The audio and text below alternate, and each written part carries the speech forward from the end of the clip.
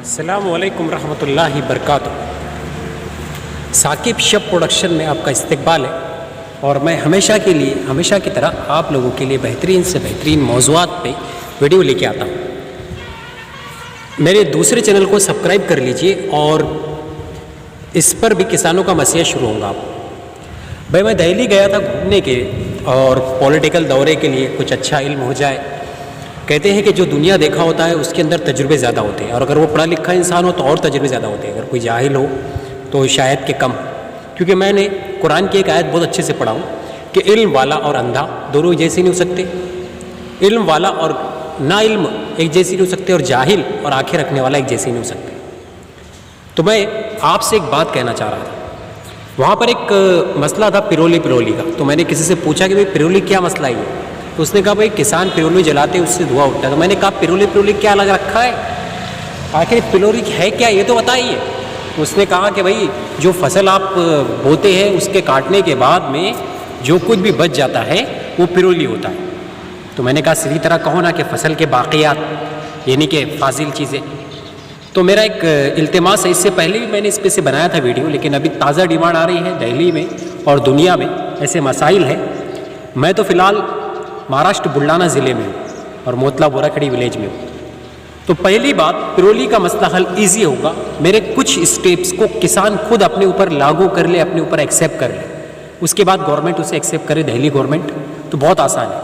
देखो किसान क्या करे कि भाई पिरोली काटने के बाद बच जाती है तो पहले जलाने का ऑप्शन निकाल कर फेंक ही दे पहले कि जलाना है।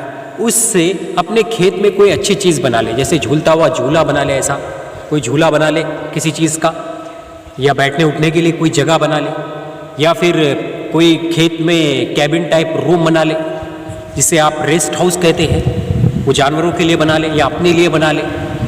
हो गई पहली बात। दूसरी बात ये कि वो पिरोली के कचरे से या फिर वो जो बाकियात होते हैं, जैसे कपास कट गई इसका बचता है, या फिर चावल की ज़्यादा होते हैं ना वहाँ पे धसे, चावल की फसल ज़्यादा होती है दिल्ली में। तो आप लोग ये करें कि उससे जो कुछ भी बच रहा है उससे CNG NCG क्या आती है, CNG गैस में भी वो बनाने में काम आती है, ऐसे कई बाकियात फसल के। तो किसी को बेच दे, फैक्ट्री वालों को, वो ख़रीद लेते हैं तो फैक्ट्री को बेच दे, वो उसके काम आते हैं। जी आजकल सब कुछ बिक रहा है उसमें का, तो वो कचरा नहीं है पिरोली जिसे आप जला दे रहे हैं। दूसरी बात होगी। तीसरी बात ये कि जानवरों को खाने के लिए चारा बना लिया उसका। आप कहेंगे हमारे पास में इतने जानवर नहीं है, अब दूसरों को क्या खिलाना है? तो एक काम करें, दूसरों के जानवरों को बेच दे या ऐसे ही दे दे। जी 3 बातें हो गई। चौथी बात, इसका फ़ायदा क्या है मालूम है? अगर आप नहीं जलाते और ऐसे ही रहने देते तो उसका फ़ायदा ये होगा जनाब आला, कितने लोग ऐसे होते हैं जो ये कहते हैं, कितने लोग ये कहते हैं कि भाई ये इंसान ने वीडियो बनाया है और ये करा है, तो ऐसे कई लोग करते हैं, बोले बनाते हैं। तो इस बात को संजीदगी से लेंगे तो आपके मसले हल होंगे। क्या होंगे? हल होंगे। जी मैंने पूरे दिल्ली को घूमा और वहाँ के किसानों का ये मसला देखा कि पिरोली का मसला वाकई में एक बहुत बड़ा मसला है। जी पराली, पिरोली या जानवरों का ये बाकियात वाकई में एक बहुत बड़ा मसला है। आपको मैंने 6 मसलों का सलूशन बताया, 7वां मसला सबसे परफेक्ट है। इसको सिंसियरली ले लीजिए, गवर्नमेंट भी और वहाँ के लोग भी। जो आप कर रहे हैं वो ये है कि आप लोग ये समझते हैं कि जला देना ही मसले का हल है। वहां पे पढ़े लिखे नहीं लोग हैं, इलिटरेट है, तो जहालत बस कहती है कि किसी मसले को डायरेक्ट कैसा भी हल कर दिया जाए। ये दिख रहा बोले जला डालो इसको, बच गया। तो जाहिलपन में वो इतना धुआं निकल जा रहा है। तो मैंने उसकी एक नोटिस किया कि जहालत बहुत होने से भी आप लोग कहते हैं कि जला दो। सब्र रखो, थोड़ा संयम रखो, किसी को बेच दो, कुछ उसका बना लो, उसकी क्या कहते हैं उसको, कड़वा कुट्टी, वो जो जानवर खाने का चारा होता है वो बना लो, इंसान बनो, दूसरों को जीने दो। आपको नहीं पता, मैं खुद दिल्ली में 1 साल रहा हूं, वहां पे आपके जलाने से ऐसा धुआं निकलता है कि वहां नाक में दम घुटता है, रहने को मन नहीं करता है, दिल करता है दिल्ली छोड़ के कहीं हिल स्टेशन पे चले जाना। जी जनाब, वहां के लोग कैसे जी लेते हैं उनको पता है। तो इंसानों को जीने दो, दिल्ली की आबादी को। आप चाहे आप अब्दुल रहीम है, रहमान है, या राम है, या शाम है, या किशन है, या आपकी खेतियां कहीं पर भी है, तो ये 6 तरीके जो बताया उसको फॉलो करो और पिरोली को जला लिया करो। और 7वें, अगर आप अनपढ़ है, जाहिल है, तो जल्दबाजी कभी ना करो। जी, ये सबसे इंपॉर्टेंट बातें मैंने कहा। 7 बातों में ही सारी बातों का खुलासा आता है। इस वीडियो को बार बार रिवाइंड करके दिल्ली के किसान देखे और समझे तो इंशाअल्लाह इसका फायदा बहुत होगा आपको। इसका लाभार्थी बहुत है। जितनी बातें मैंने कहा हो सकता आपने सोचे नहीं हो, जो आपको मालूम ना हो, मालूम है लेकिन आपने उसको तरीका ये यूज ना किया हो, तो जो मैंने कहा है उसको यूज कर लीजिए। आज के लिए इतना ही। शब बखैर, दिन बखैर, अल्लाह हाफिज। इसका फायदा ये होता है, चैनल को सब्सक्राइब जरूर कर लीजिएगा। इसका फायदा ये होता है जनाब आला, इसका फायदा ये होगा जनाब आला, जनाब आली, इसका फायदा ये होगा कि आपकी फसल का जो धुआं है वो दिल्ली के माहौल में क्या, शहर के माहौल में क्या, इंसानी ज़मीन के माहौल में पोल्यूशन पैदा नहीं करेगा।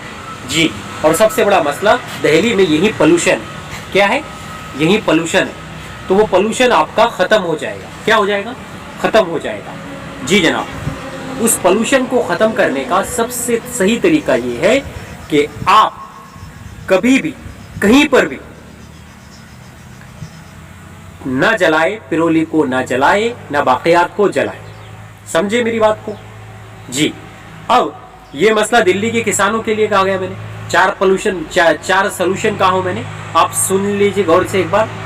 कि पहली बात तो ये कि ऑप्शन में कुछ बना ले उसका। दूसरी बात ये कि किसी किसानों को बांट दे। तीसरी बात ये कि चारा जानवरों को दे दे। चौथी बात ये कि ये सब भी नहीं हो रहा है, फैक्ट्रियों को दे दे। 5वीं बात, छठी बात ये कि अगर फाइनली तौर पे जलाना पड़े ही तो मैं एक तरीका बताता हूँ, बहुत अच्छा है।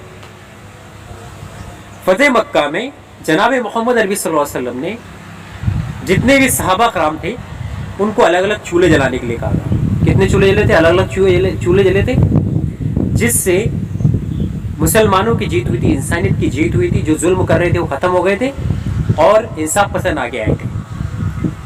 अलग अलग चूल्हे जलाने से पोल्यूशन पैदा नहीं हुआ था, लेकिन ये मालूम पड़ गया था कि इनकी ताकत बहुत है। तो मेरा अंदाज आप वैसे ही करें। दिल्ली के मुसलमान किसान भी बहुत है और मेरे गैर मुस्लिम भाई भी बहुत है, तो वो भी समझ ले एक बात को कि आप लोग क्या करें। पहले दिन समझो एक किसान है, उसका नाम था अल्ताफ भाई, उसने पिरोली जला लिया। तो दूसरे दिन उसके बाजू का किसान मुबीन जला ले, तीसरे दिन गजानन जला ले, चौथे दिन नारखड़े जला ले, 5वें दिन परफुल जला ले। तो इस तरह जलाने से पोल्यूशन पूरी तरह पैदा नहीं होगा। यानी एक ही वक्त में एक ही विलेज के लोग नहीं जलाए।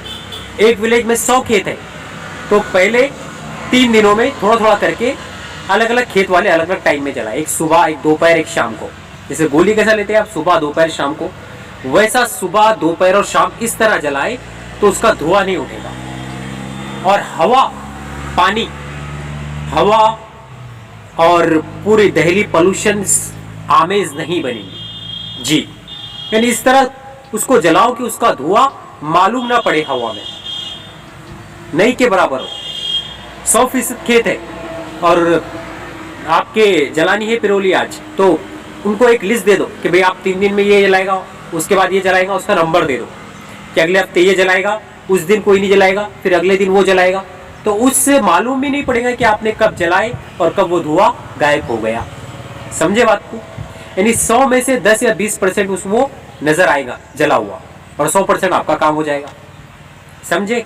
फाइनली तौर पे मेरी ये बात बहुत काबिले गौर है जी।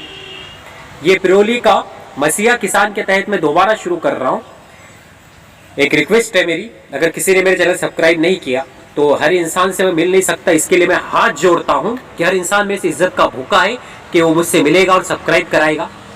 तो उससे मैं हाथ जोड़ता हूं कि भाई मैं तेरी तब भी इज्जत करता अगर मैं तुझसे ना मिलूं और सब्सक्राइब कर लेती हूं। वो इंसान महान है जो मुझसे बगैर मिले सब्सक्राइब करते हैं, क्योंकि वो ये समझते हैं कि इस इंसान की इज्जत, ये हमारी इज्जत सिर्फ हमारी अच्छाइयों की बिना पे करता, हमको मिलने का इज्जत का भूखा नहीं है, और हम भी इससे इज्जत के भूखे नहीं है। तो बहुत से लोग इज्जत के भूखे बनने करते, बोले हम सब्सक्राइब कर दो।